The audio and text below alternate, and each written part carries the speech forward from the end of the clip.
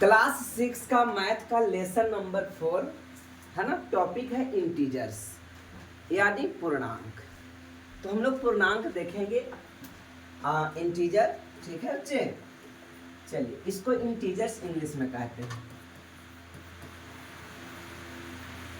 है ना। इंटीजर्स यानी क्या होता है? पूर्णांक। ये इंटीजर होता क्या है, कौन कौन संख्या को हम इंटीजर कहेंगे यानी पूर्णांक कहेंगे।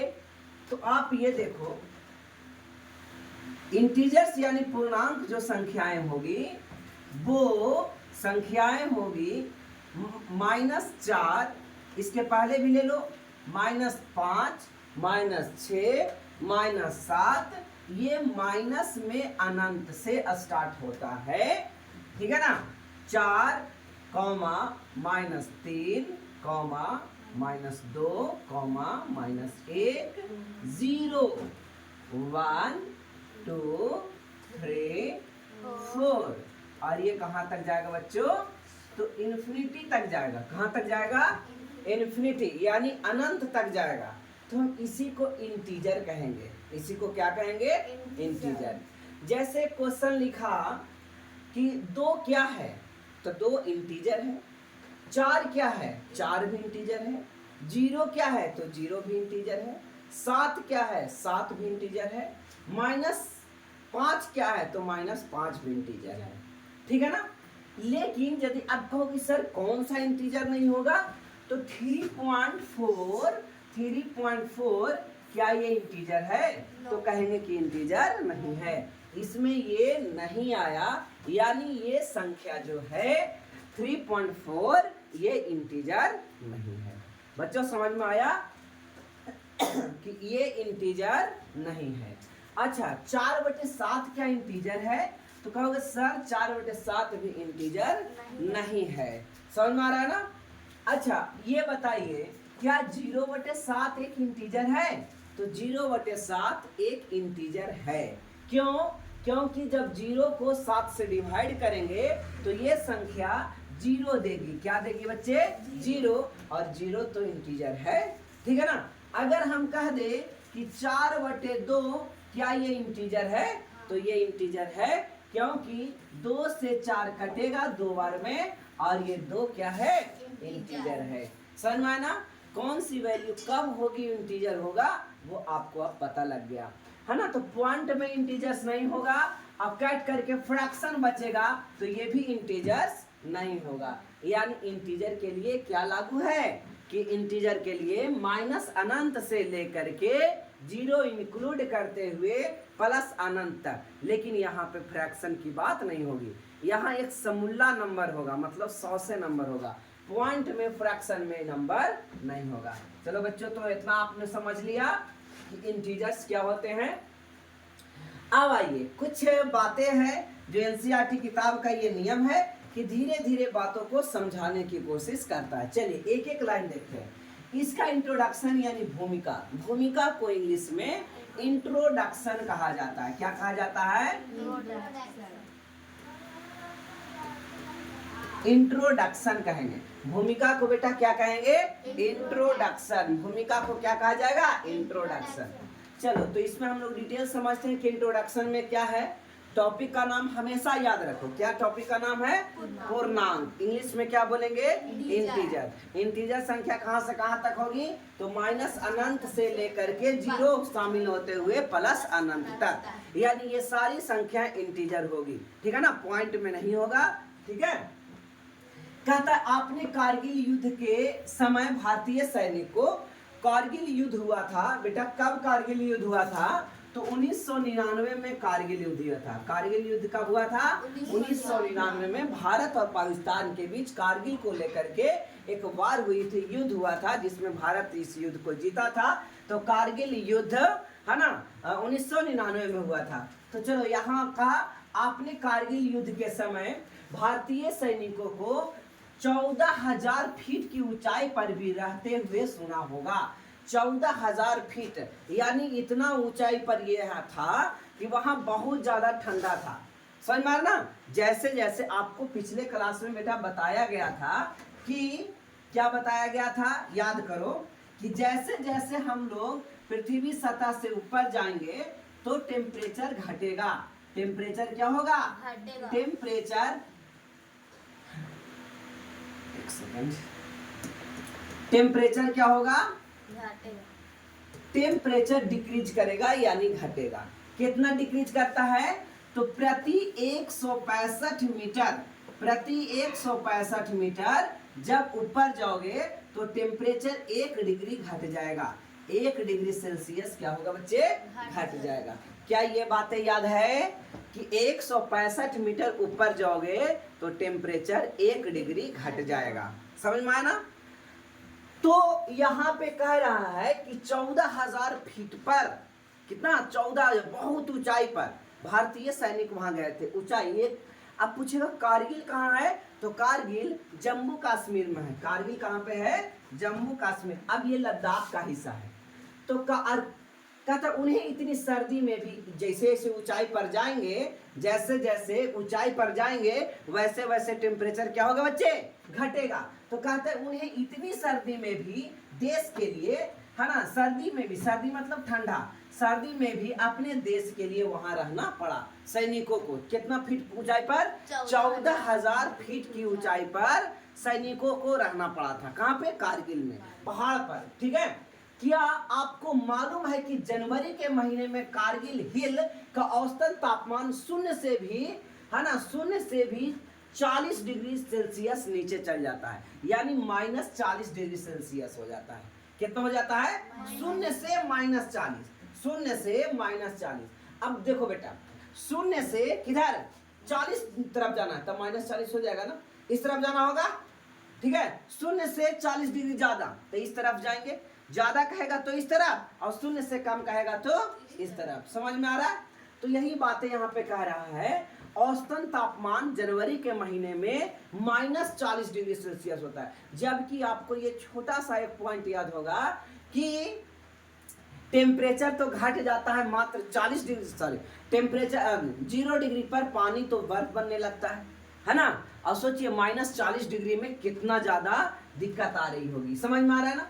कहते हैं अब निम्न स्थानों का तापमान को प्लस या माइनस चिन्ह से निरूपित किया जा सकता है। जैसे -40 डिग्री लिख दिया, अगर 0 से कम है तो माइनस लिख दो, अगर 0 से ज्यादा है तो प्लस लिख दो। अगर मैं ये कहूं कि अभी पानी का तापमान 0 से 4 डिग्री कम है तो आंसर में क्या लिखेंगे? -4। 0 से 4 डिग्री ज्यादा है तो आंसर लिखेंगे 4, यानी +4। ठीक है ना? आइए निरूपित कीजिए। बच्चे क्या कह रहा है? बनाना है इसको। कहते हैं उदयपुर, उदयपुर कहाँ है? तो उदयपुर राजस्थान में है। कहाँ है उदयपुर? राजस्थान में। समझ में आ रहा है ना बच्चे? उदयपुर राजस्थान में। उदयपुर कहाँ है बेटा? राजस्थान। तो कहते हैं उदयपुर का औसतन तापमान, उदयपुर का औसतन तापमान 0 से 39 डिग्री सेल्सियस ऊपर है। 39 डिग्री सेल्सियस ऊपर है तो आप लिख सकते हो 39 डिग्री, है ना, 39 डिग्री सेल्सियस, या प्लस में 39 डिग्री सेल्सियस। बोध गया का तापमान 0 से 26 डिग्री सी ऊपर है। तो बोध गया का तापमान तो क्या लिखोगे? प्लस में 26 डिग्री सी। ठीक है ना? लेह, लेह लद्दाख, लेह की राजधानी क्या है? लद्दाख। लेह की राजधानी कहाँ है? सॉरी उल्टा बुला रहा है क्या? लद्दाख की राजधानी कहाँ है? लेह। तो लेह का औसतन तापमान जो है बच्चा, लेह का औसतन तापमान जो है वो जनवरी में 0 से 14 डिग्री सी नीचे की ओर चल जाता है। यानी क्या लिखोगे आंसर में? -14 डिग्री सी, है ना, -14 डिग्री सी सेल्सियस। कहता है कारगिल, अभी कारगिल की बात आई थी, है ना, जम्मू कश्मीर, अभी लद्दाख में। कारगिल शहर का औसतन तापमान जनवरी में 0 से -13 डिग्री सेल्सियस नीचे चला जाता है। 0 से -13 डिग्री सेल्सियस नीचे चला जाता है। तो क्या लिखोगे? -13 डिग्री सेल्सियस। क्या समझ में आया? आइए अब कुछ और बातें हैं, इंटीजर्स की बातें हो रही है। कहता है कि रामू, रामू एक आदमी का नाम है। रामू 2 किलो दाल लेने बाजार जाता है ना, 2 kg पल्सेस खरीदने के लिए, दाल खरीदने के लिए मार्केट जाता है। उसके पास 30 रुपये है। कितना रुपया है? 30 रुपया, याद रखोगे। उसके पास 30 रुपया है। दुकानदार दाल के भाव 18 रुपया प्रति किग्रा बताता है, यानी 1 किलो का दाम कितना 18 रुपया, तो 2 किलो का दाम 36 रुपया, लेकिन रामू के पास कितना रुपया है 30 रुपया है। कहता इसका मतलब 2 किलो का मूल्य 36 रुपया होगा, है ना। 1 किलो का मूल्य 18 रुपया, तो 2 किलो का मूल्य 36 रुपया, किंतु रामू के पास तो 30 रुपया है। क्या वह 30 रुपया दुकानदार को देता? कहता है कि 6 रुपये उधार रहे, 6 रुपये, क्योंकि चाहिए था कितना रुपया, दाल 2 किलो खरीदने के लिए, 2 केजी दाल खरीदने के लिए उसको चाहिए था 36 रुपया, बट रामू के पास कितना रुपया बेटे, रामू के पास 30 रुपया है, तो उधार कितना रह गया, तो उधार रह गया 6 रुपया। उधार कितना रुपया रह गया, है ना। कहता है कि उधार है। यदि हम पूछे कि रामू के पास कितने बच गए, तो हम कह सकते हैं कि उसके पास 0 रुपये बच गए, है ना। क्या कितने बच गए, अब बचेगा कुछ नहीं। क्यों नहीं, अब रामू के पास 2 रुपये आते ही उन्हें दुकानदार को देगा और उसके पास 4 रुपये का उधार रहेगा। अगर 2 रुपया रामू के पास फिर आ गया तो दुकानदार को देगा 6 रुपया, अभी वो माइनस में है। क्या रुपया माइनस में है, 6 रुपया। यही चीज बता रहा है कि माइनस प्लस का यूज कैसे करेंगे, समझे बच्चे। तो माइनस 6 रुपया रामू के पास है, कितने रुपया रामू के पास है, माइनस 6 रुपया अभी बच रहा है, उधार है ना। उसके पास 2 रुपया जैसे ही आ गया, अब कितना रुपया बचा, तो अलग चिन्ह होता है, अलग अलग चिन्ह होता है, तो घट जाता है, घट जाता है ना। तो 6 में से 2 गया 4 और बड़का वाला चिन्ह रह जाता है, यानी अभी भी 4 रुपया उधार रह गया। 4 रुपया क्या रह गया, उधार रह गया, है ना। यदि उसके पास 0 रुपया हो तो 2 रुपये मिलने पर उसके पास 2 रुपया हो जाता, है ना। जैसे कि हम कहते हैं कि रामू अभी तुम्हारे पास जो दाल खरीद के आया कई रुपया बचा है, तो कहेगा कि अभी तो 0 रुपया है, नहीं, उसके पास -6 हो गया, 0 नहीं है, कितना है, -6। अगर 2 रुपया उसके पास आ जाता, दुकानदार को दे देता, तो अगर पास तो 2 रुपया बचता, अगर 0 रुपया होता था। लेकिन क्या 2 रुपया बचा, अभी -4 अभी है, यानी अभी 4 रुपया और रहेगा, तब जाकर उसके पास 0 रुपया होगा, है ना। अभी 4 रुपया और रहेगा, कै रुपया, तब उसके पास 0 रुपया होगा, यानी अब ये माइनस में चल रहा है। आइए बच्चे समझ में आ रहे हैं यहाँ तक। कहता है अब सोचने की बात है कि हम इतने 4 रुपये को किस प्रकार दिखाएं कि रामू उन 4 रुपये के उधार को याद रखने के लिए डायरी में लिख देता है। कैसे पता चलता है ना। 4 रुपया लेने या देने हैं, कहता है हम इस उधार राशि को कोई चिन्ह बता सकते हैं, तब -4 लिख देगा। क्या लिख देगा बेटा, -4, तो कहेगा कि उधार है, और +4 रहेगा तो मेरे पास है, ठीक है ना। मान लिया जाए कि रामू के पास आ गया 100 रुपया, पहले से 64 रुपया किसी को बकाया था, तो 64 रुपया पहले किसी को बकाया था, और उसके पास 100 रुपया है। कै रुपया है बेटा, 100 रुपया है। अब बकाया दे देगा तो कै रुपया बचेगा, 36 रुपया बचेगा।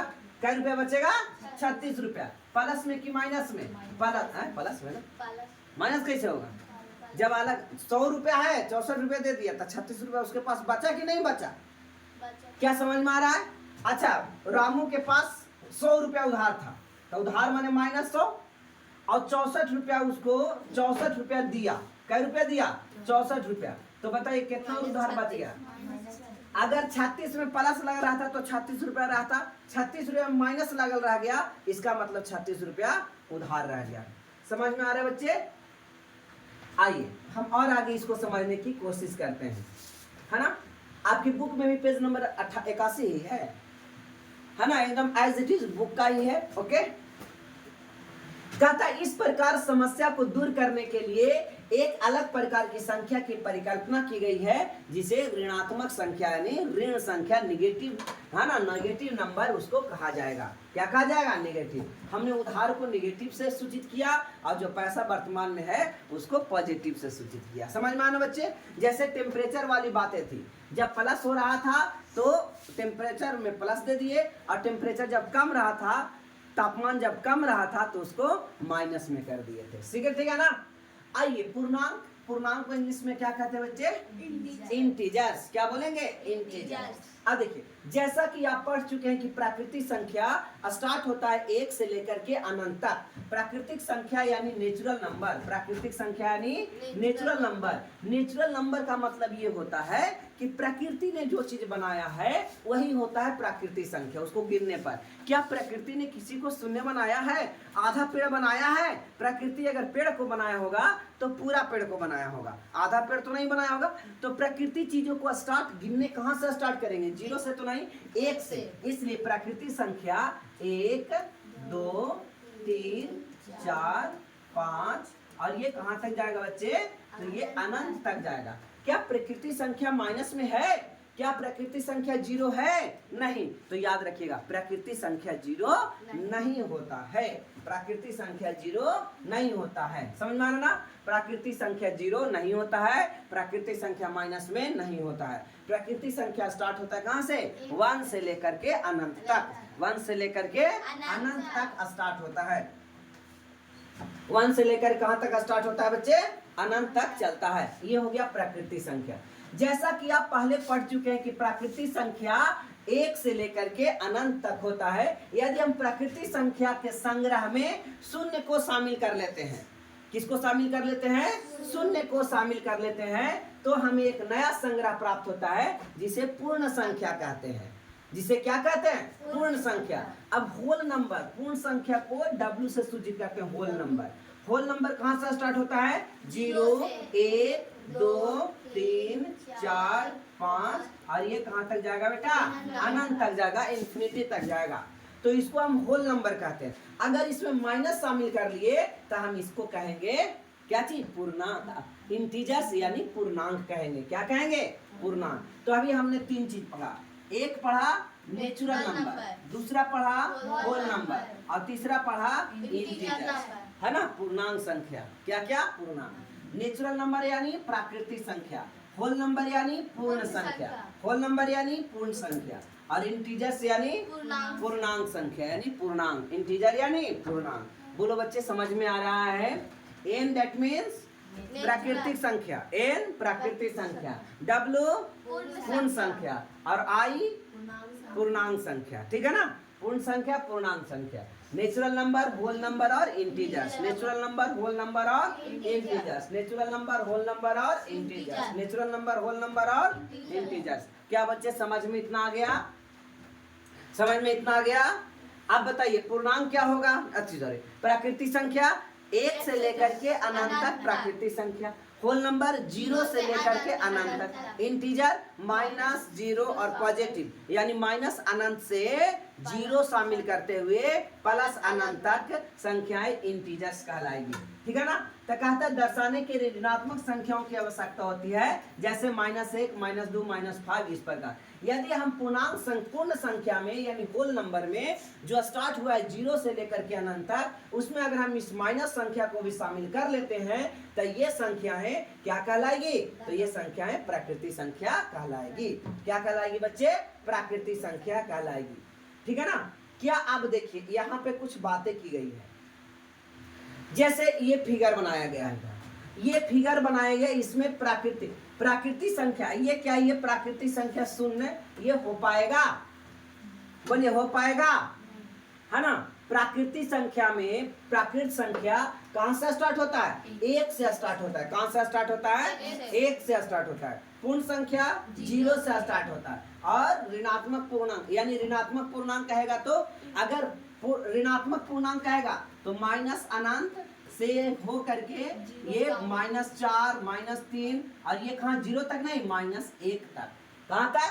-1 तक। तो इसको ऋणात्मक पूर्णांक कहेंगे। और धनात्मक पूर्णांक 1 से लेकर के अनंत तक और 0 भी एक शामिल होगा। समझे? तो इस प्रकार से कहता है। अब ये आकृतियों के सम्मुख लिखी गई संख्याएं उनके संग्रह को निरूपित करती है। ठीक है ना? जैसे मान लिया जाए यहाँ पर नेगेटिव पॉजिटिव, देखिए इससे पता ये चलेगा। कुछ संख्याएं ऐसा है, ये संख्याएं प्राकृतिक संख्या यानी एगो है। ये संख्या क्या है? प्राकृतिक संख्या यानी एक वो है। ये संख्याएं पूर्ण संख्या है यानी ये 0 भी है, 1 भी हो सकता और ये ऋणात्मक में है। फिर ये शून्य को शामिल कर लिया और ये पूर्णांक बन गया। तब पूर्णांक में ये तीनों शामिल हो गया। पूर्णांक में कौन कौन शामिल हो गया? ये तीनों नहीं, चारों शामिल हो गया। ये चारों शामिल कर लिए तो ये पूर्णांक बन गया। बन गया। अब क्या था, तब पूर्णांक संज्ञा को हम निम्नलिखित आरेख द्वारा है ना समझ सकते हैं। सब इसमें आ गया। ये क्या था बेटा? ये वाला उजला वाला क्या था? ऋणात्मक पूर्णांक था। ये वाला क्या था? ये वाला ऊपर वाला प्राकृतिक। तब प्राकृतिक इससे शामिल हो गया। ये क्या था? शून्य। शून्य भी शामिल हो गया। ये रेक्टेंगल, रेक्टेंगल पूर्ण संख्या भी शामिल हो गया। और ये बड़ा सा फिगर, सब मिला करके एक बड़ा सा फिगर बन गया। ये क्या कहलाया? पूर्णांक कहलाया। क्या समझ में आया बेटा? है ना। तो पूर्णांक में कौन कौन शामिल होता है? तो पूर्णांक में हमने देखा कि नेचुरल नंबर भी शामिल हो गया, है ना, होल नंबर भी शामिल हो गया और इंटीजर भी शामिल हो गया। इंटीजर तो है, यानी ये दोनों मिल करके और एक ऋणात्मक पूर्णांक मिल करके, निगेटिव इंटीजर मिल करके क्या बनता है? इंटीजर बनता है। समझे ना। तो अब एक क्वेश्चन मैं पूछता हूं, क्या सभी पूर्णांक संख्या पूर्ण संख्या हो सकती है? क्या सभी पूर्णांक संख्या क्या सभी प्राकृतिक संख्या पूर्ण संख्या हो सकती है? तो कहोगे नहीं, हो सकती है। क्यों हो सकती है? एक से शामिल इसमें सब है, लेकिन सभी पूर्ण संख्याएं प्राकृतिक संख्या नहीं हो सकती, क्योंकि जीरो है। तो जीरो क्या प्राकृतिक संख्या है? नहीं। तो सभी पूर्ण संख्या प्राकृतिक संख्या नहीं होगी। लेकिन ये दोनों ये होगा, सभी प्राकृतिक संख्या इंटीजर होगा यानी पूर्णांक होगा, सभी पूर्ण संख्या पूर्णांक होगा, लेकिन सभी पूर्णांक पूर्ण संख्या नहीं हो सकती। क्या हो सकता है? सभी पूर्णांक पूर्ण संख्या हो सकता है? नहीं, क्योंकि माइनस इसमें आ जाएगा, लेकिन माइनस इसमें तो नहीं है। ठीक है ना बच्चे, समझ में आ गया? चलो, तो इस प्रकार हमने इतना सीखने की कोशिश अभी किया। आइए अब और देखते हैं। पेज नंबर 82 कहता है संख्या रेखा पर पूर्णांक को निरूपित कीजिए। यह एक संख्या रेखा है। कभी भी आपको संख्या रेखा लिखना हो तो आप संख्या रेखा को ऐसे लिखेंगे। ठीक है ना। एक एक यूनिट पर डिवीजन कर दिया गया है। जैसे अब देखिए, लाइन अगर स्केच किया हुआ है बेटा ऐसे, तब हम इसे बोलते हैं रेखा। और ये इसको बोलेंगे लाइन सेगमेंट, रेखा खंड। क्या बोलेंगे? यानी इसका एक निश्चित दूरी होगी, यहाँ से यहाँ तक। लेकिन अगर ये ऐसे कर दिया तो ये और आगे तक जाएगा। इसका मतलब क्या होता है? और आगे तक। इसको रेखा कहते हैं। और रेखा खंड और छोर पर तीर नहीं लगा रहेगा, तब उसको हम रेखाखंड बोलेंगे, लाइन सेगमेंट बोलेंगे। क्या बोलेंगे? लाइन सेगमेंट बोलेंगे। और जब तीर लगा रहे दोनों छोर पर, तब उसे रेखा कहेंगे, यानी लाइन कहेंगे। इसको क्या बोलेंगे? रेखाखंड। क्या बोला जाएगा? रेखाखंड। क्या बोला जाएगा? रेखाखंड। और इसको क्या बोलेंगे? रेखा। रेखा का